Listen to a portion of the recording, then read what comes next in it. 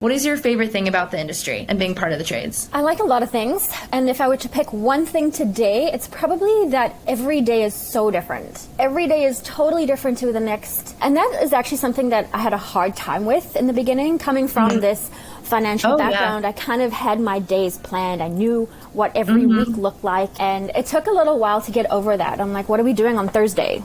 And they were like, well, it's Monday. We don't know. And even when we do have a whole day planned, it can change in a flash. We do HVAC and also refrigeration. So we have a handful of customers that if they call us, we drop everything and they're the main priority. So we could even have a full day planned and they can call us in the morning and we're there.